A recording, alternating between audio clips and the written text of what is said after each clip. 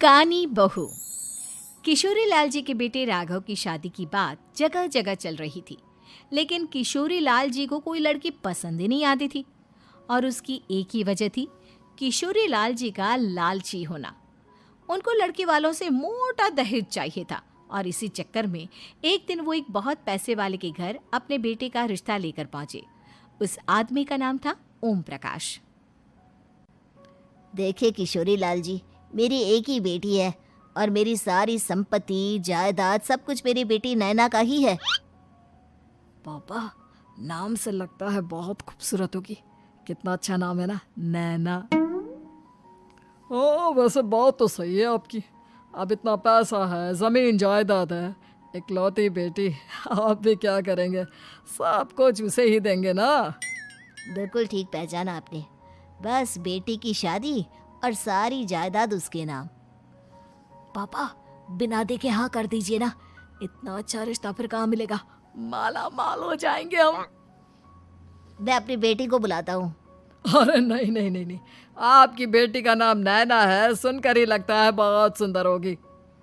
रहने दीजिए अंकल, मैं तो आपकी बेटी के नाम से ही इतना खुश हो गया हूँ कि उसे बिना देखे शादी करने को तैयार हूँ। अब तो मैं उसका चेहरा सीधे शादी के बाद ही देखूंगा। और इस तरह राघव नैना का चेहरा नहीं देखता और उससे शादी कर लेता है। शादी के बाद अपनी सुहाग रात पर जब राघव नैना का घूंघट उठाकर देखता है तो नैना की आंखें बंद थी।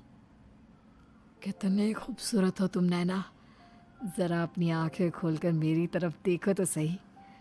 नहीं, मुझे शर्म आती है। अरे, मैंने तुम्हें शादी से पहले भी नहीं देखा, और अब अगर तुम आंखें खोलकर मुझे देखोगी भी नहीं तो मुझे अच्छा कैसे लगेगा? इससे पहले कि नैना अपनी आंखें खोलकर राघव की तरफ देखती, अचानक से लाइट चली गई और राघव नैना को पूरी तरह से देख भी नहीं पाया। अगली सुबह नैना राघव के लिए नाश्ता बनाकर लेकर आई। अरे ये क्या, आधा पराठा सीका हुआ है और आधा बिल्कुल कच्चा। ये तुमने क्या किया नैना? बहू, तुमने क्या आधा पराठा तवे से नीचे लटका कर रखा था, जो आधा सिका है और आधा कच्चा? मुझे जितना दिखेगा उतना ही तो सीखूंगी ना पापा जी।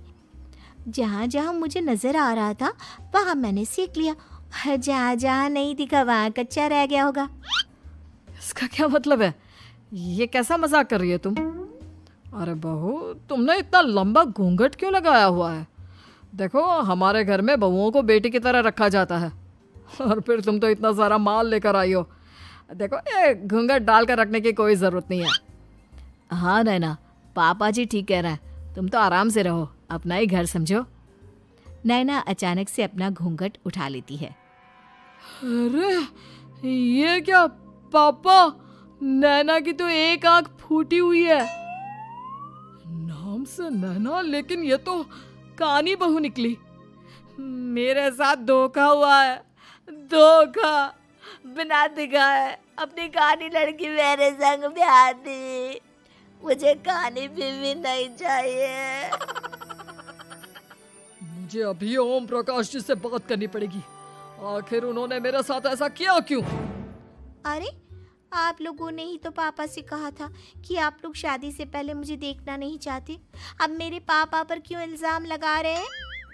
अरे लेकिन उन्हें बताना तो चाहिए था ना कि तुम कानी हो, एक आंख से तुम्हें दिखाई नहीं देता। किशोरी लाल और राघव नाराज होकर ओम प्रकाश को अपने घर बुलाते हैं।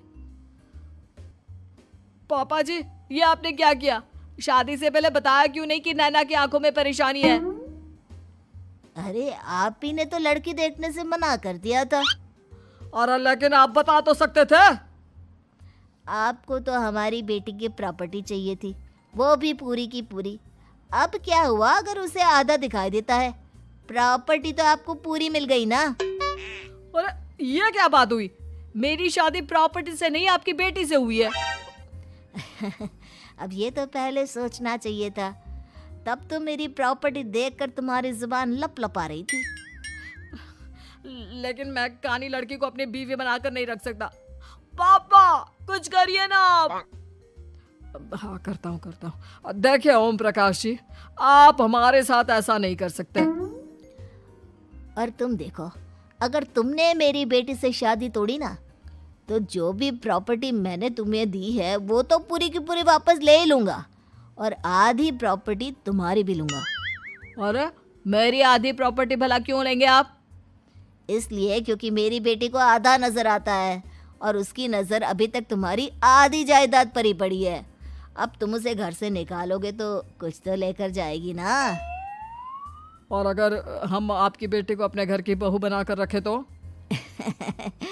तो तुम्हारी पूरी प्रॉपर्टी तुम्हारी ही रहेगी, और जो मैंने तुम्हें दिया है ना, उसमें से बस मैं आधा लेकर जाऊंगा। अरे लेकिन अब आप अपनी दी हुई प्रॉपर्टी में से आधी वापस क्यों लेकर जाएंगे? अगर मैं आपकी बेटी को अपनी पत्नी बनाकर रखने को तैयार हूं तो? इसलिए ताकि भविष्य में अगर तुम मेरी बेटी को धोखा दो तो उसके पास कुछ तो रहे जो पति का हो। वैसे मेरे पास तो बहुत कुछ है, लेकिन अपने पति की कोई निशानी तो उसके पास होनी चाहिए ना। अब अगर तुमने मेरी बेटी को कानी कहा तो तुम्हें प्रॉपर्टी भी कानी ही मिलेगी, पूरी नहीं। जमाए राजा।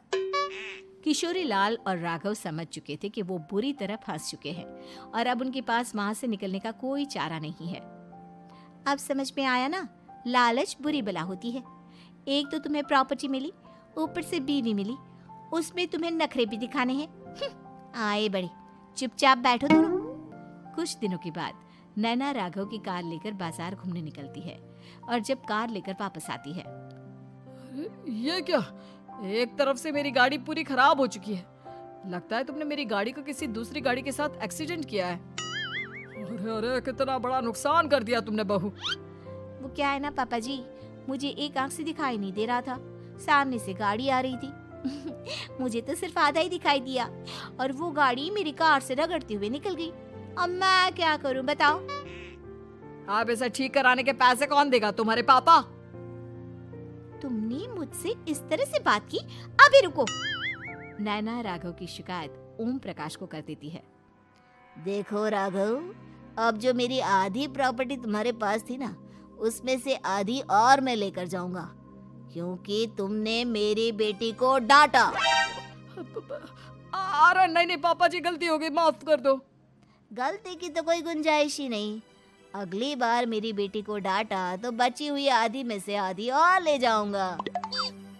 लालच के चक्कर में हम दोनों ने बहुत बड़ी गलती कर दी बेटा।